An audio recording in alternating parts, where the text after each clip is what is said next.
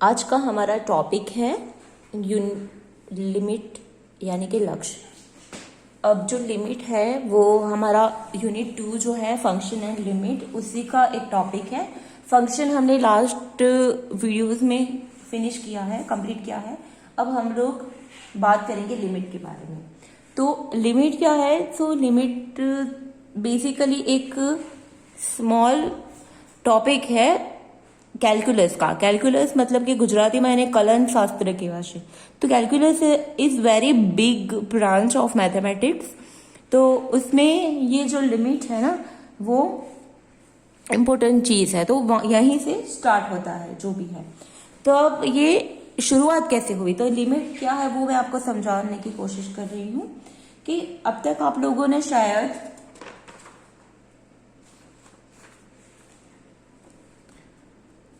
X square -9 upon x -3, okay. अगर आपको समझो कि इसकी आपको वैल्यू फाइंड करनी है, या फिर x square -3x plus 9 upon x -2, okay. अब आप समझो कि आपको ये फंक्शन की x इक्वल टू 3 के आगे वैल्यू फाइंड करनी है, या फिर ये जो फंक्शन है उसकी x इक्वल टू 2 के आगे वैल्यू आपको फाइंड करनी है। अब x इक्वल टू 2 हम कंसिडर करेंगे तो डिनोमिनेटर क्या हो जाएगा, चलो हम इसकी बात कर रहे हैं। आप समझो x इक्वल टू 2 कंसिडर करो, तो x इक्वल टू 2 कंसिडर करोगे तो नीचे का डिनोमिनेटर क्या आ जाएगा, 0 आ जाएगा। तो आप उस टाइम क्या लिखते थे कि यू वर राइटिंग दैट कि this value does not exist, ऐसा आप लिखते थे कि ये आ पदનું अस्तित्व નથી, बराबर। आप ऐसा कुछ लिखते थे कि x इक्वल टू 2 के आगे ये फंक्शन डिफाइन ही नहीं है। बट समझो कि हमें अगर x इक्वल टू 2 के आगे इसकी वैल्यू, अब रियल लाइफ में क्या होता है कि काफी चीजें होती है कि उसमें हम x इक्वल टू 2 के आगे ये फंक्शन की वैल्यू हमें पता होनी चाहिए कि वो वैल्यू क्या है। तो उसके लिए क्या करना है, अगर फाइंड करनी हो तो उसके लिए क्या करना है, तो इसके लिए हमें जो ये कंसेप्ट है लिमिट, वो हमें हेल्पफुल होगा। तो कैसे, तो वो हम देखते हैं। तो चलो अब ये आप ये फंक्शन देख लो, एक्स स्क्वायर, ये एफ एक्स कंसिडर करते हैं, f x equal to x square -9 upon x -3, okay. अब इसमें हम अलग अलग वैल्यू पे एफ ऑफ 1 के आगे वैल्यू फाइंड करते हैं। तो एफ ऑफ 1 मतलब एक्स की जगह पे 1 रखना है, तो 1 स्क्वायर -9 अपॉन 1 -3, तो 1 -9 -8 अपॉन -2, तो आंसर मिला 4। अब 2 के आगे वैल्यू फाइंड करते हैं, तो 2 स्क्वायर इज 4 -9 2 -3, तो -5 अपॉन -1, तो ये वैल्यू मिली हमें +5। अब एफ ऑफ हम -1 के आगे वैल्यू फाइंड करते हैं, तो -1 का स्क्वायर 1 -9 और नीचे -1 -3, तो ऊपर -8 और -4, तो 4 2 8, तो आंसर इज 2। तो इट मीन्स के 1 के आगे 2 के आगे -1 के आगे ये जो फंक्शन है एफ एक्स, उसकी वैल्यू हम फाइंड कर सकते हैं। But what about F of 3? 3 के आगे अगर वैल्यू फाइंड करनी हो तो क्या करेंगे हम लोग, यहाँ पे मैं आपको एक्सप्लेन करती हूँ। एफ ऑफ 3 मतलब कि x की जगह पे अगर 3 रखेंगे तो क्या होगा, 3 स्क्वायर -9 अपॉन 3 -3, तो ये ऊपर 9 -9, तो ऊपर भी 0 हो गया और नीचे भी 0 हो गया। सो नाउ व्हाट, तो जब इस टाइप की सिचुएशन अकर होती है हमारे मैथमेटिक्स में, तो इस टाइप के फॉर्म्स को क्या बोलते हैं, इनडिटर्मिनेट फॉर्म्स। उसको बोलते हैं इनडिटर्मिनेट फॉर्म।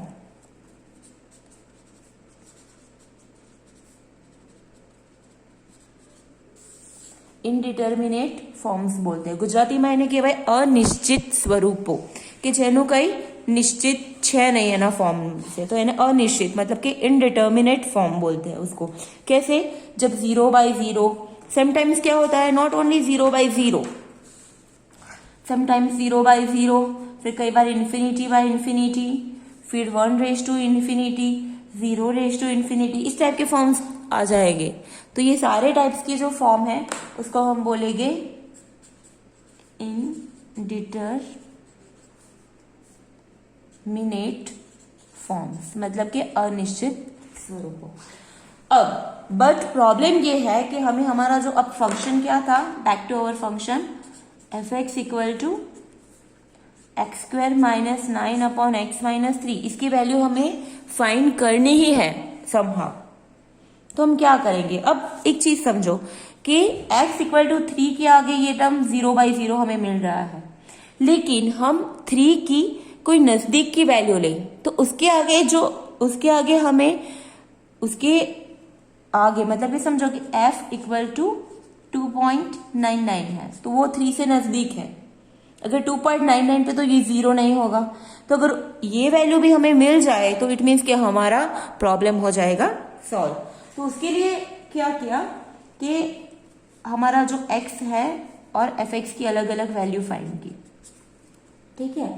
तो x पहले लिया यहाँ पे 2.99, तो 2.99 यहाँ पे रखा इस फंक्शन में, तो fx की वैल्यू मिलेगी 5.99, ओके। फिर 2.999 रखो तो fx की वैल्यू मिलेगी हमें इसके से 5.999। आप कैलकुलेटर से चेक कर सकते हो। अब fx की यहाँ पे x की वैल्यू हम लेंगे 2.9999, तो fx की वैल्यू मिलेगी हमें 5.9999। सिमिलरली अब हम लोग, अब देखो यहाँ पे 3 है, आप नंबर लाइन आपको पता है ये 2 है, ये 3 है और 4 है, ओके। अब यहाँ पे 3 की जगह 3 के आगे फंक्शन क्या हो रहा है, 0/0 फॉर्म मिल रहा है, तो हम लोग क्या कर रहे हैं, 2 से 3 की ओर जा रहे हैं। पहले 2.99, फिर 2.999, 2.999, तो ये वैल्यू x की वैल्यू किस तरफ जा रही है, 3 की नजदीक जा रही है, ओके। तो यहाँ पे fx की वैल्यू किसके नजदीक जा रही है, 6 के नजदीक जा रही है ना, हम लोग देख सकते हैं। लेकिन वो तो बस एक साइड से हुआ, लेफ्ट साइड से हुआ। What about the right side, अगर हम इस साइड अलग अलग वैल्यू ले तो पहले हम अब x की वैल्यू क्या लेते हैं,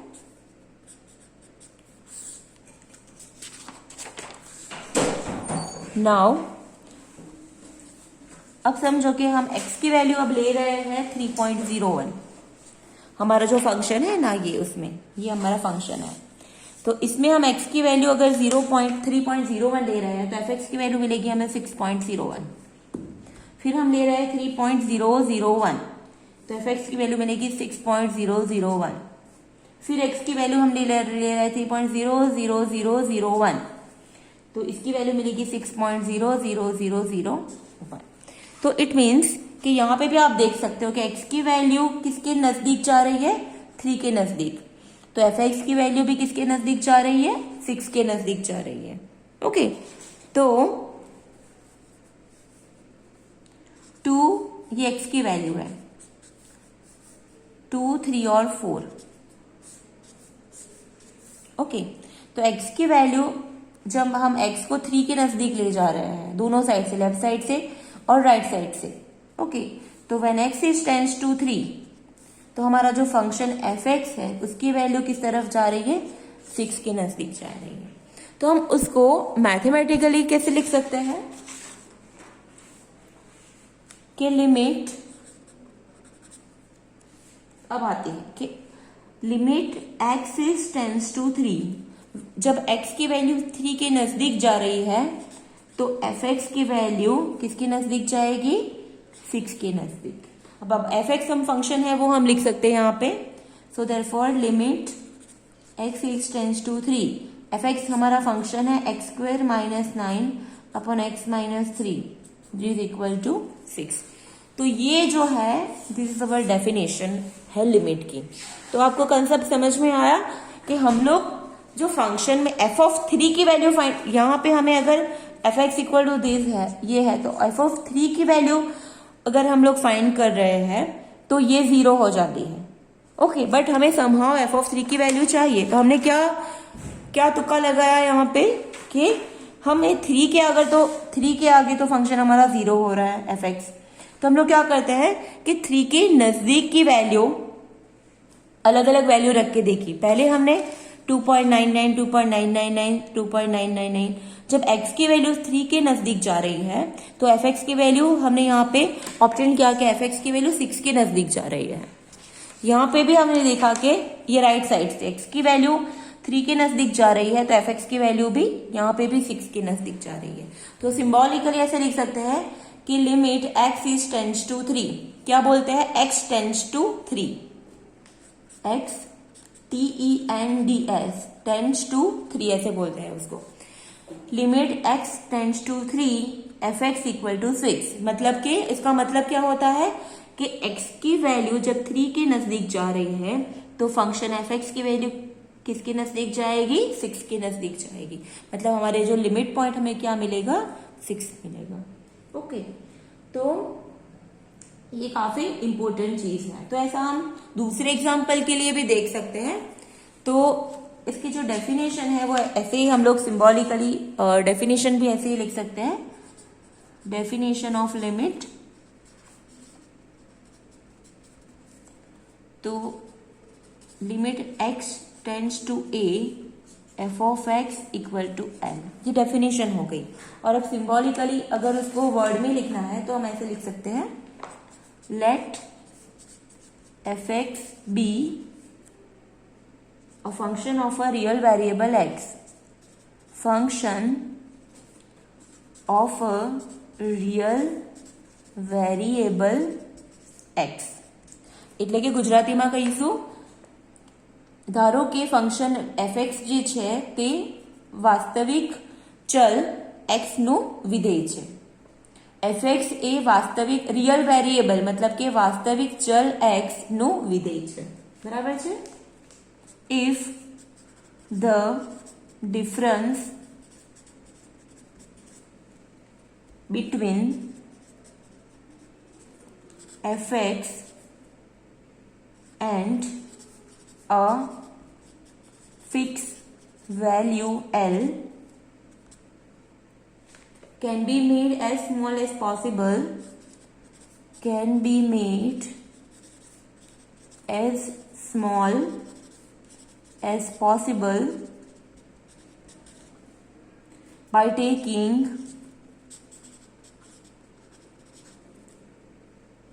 the values of x sufficiently near to a, sufficiently near to a,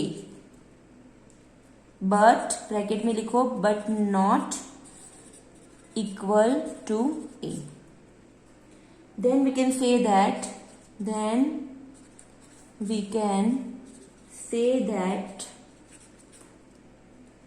x tends to a, comma fx tends to l।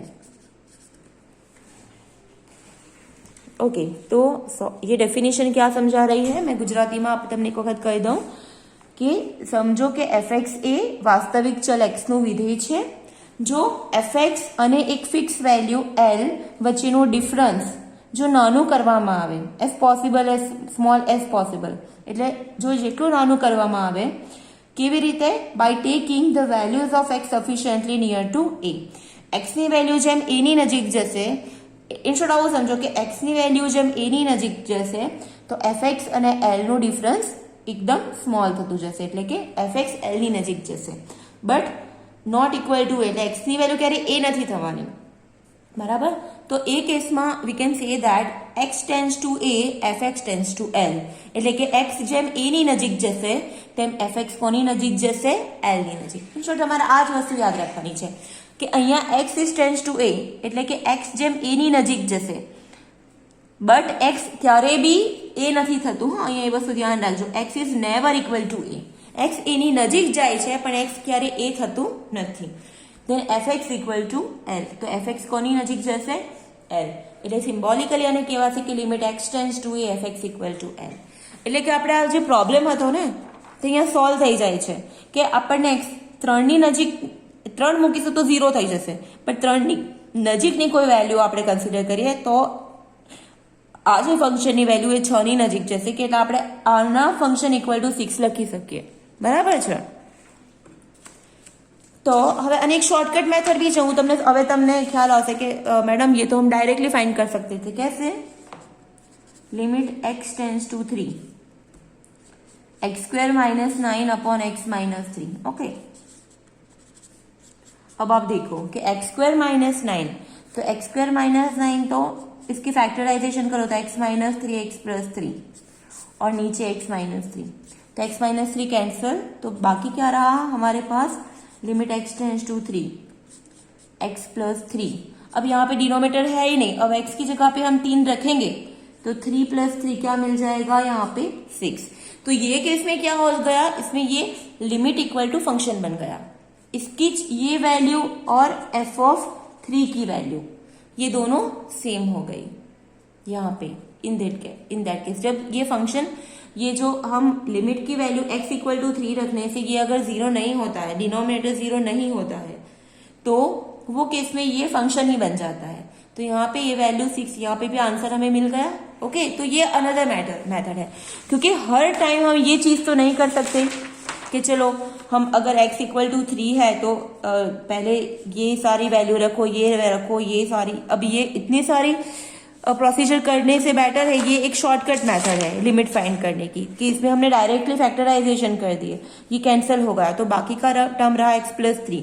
तो इसमें x टेंड्स टू 3 रखने से, x की जगह पे 3 रखने से डायरेक्टली हमें 6 मिल रहा है. So it is the one method to find limit of a function. अब ऐसी हमें कई सारी मेथड सीखनी है. तो आपको अब आपकी जो बुक में अलग अलग डेफिनेशन, अलग अलग 2-3 टाइप के डेफिनेशन है और 2-3 कंसेप्ट से समझाया है, लेकिन आपको मोस्टली थ्योरी तो आएगी नहीं, एग्जाम्पल से आएंगे. तो मैं आपको डिटेल में इतना नहीं समझा रही, बस आपको ये कंसेप्ट समझने की जरूरत थी.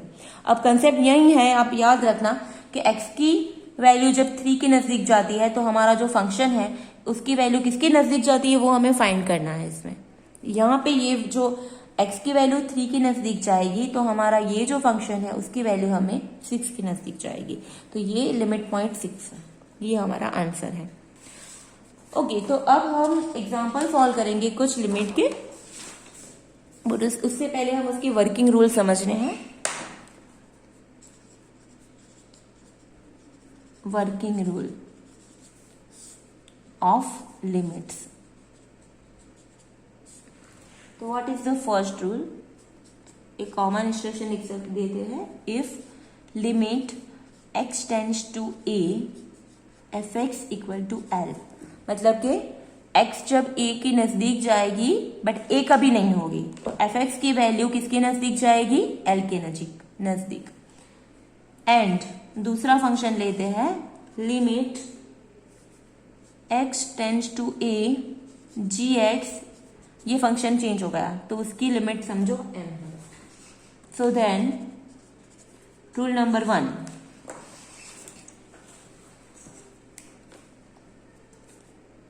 की limit x tends to a, अब दोनों फंक्शन का एडिशन लेते हैं, f ऑफ x प्लस और माइनस g ऑफ x. तो हम लोग दोनों अलग अलग कर सकते हैं, ठीक है? कैसे? Limit x tends to a F x plus और minus limit x tends to a gx.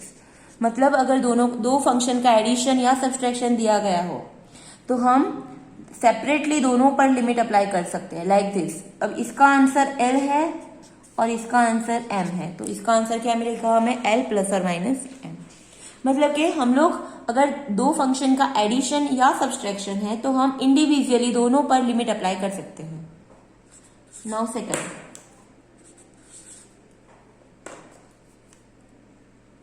Limit x tends to a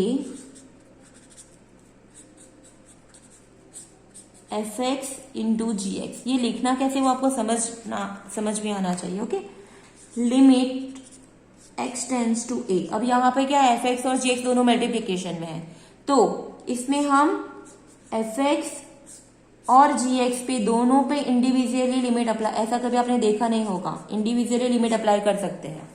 F x और जी एक्स दोनों मल्टीप्लीकेशन में है तो दोनों फंक्शन पे हम इंडिविजुअली लिमिट अप्लाई कर सकते हैं. अब इसका आंसर l है, इसका आंसर m है, तो हमारा आंसर क्या आएगा इसमें? l into m. मतलब कि दोनों की लिमिट का मल्टीप्लिकेशन। ओके, तो ये एक चीज नहीं है, आप ये ध्यान से समझ लेना। Working rules are very important क्योंकि वो सब हमें अप्लाई करने हैं। Now third, limit x tends to a, वो नीचे लिखना है। Okay, x tends to a, और ये बाजू में लिखना है यहाँ पे fx अपॉन gx। अब दो फंक्शन का यहाँ पे रेशियो है, तो इसमें भी हम लोग सेपरेटली लिमिट अप्लाई कर सकते हैं। Limit x tends to a fx, नीचे limit x tends to a gx। Okay, ऊपर और नीचे दोनों पे अलग अलग लिमिट अप्लाई की।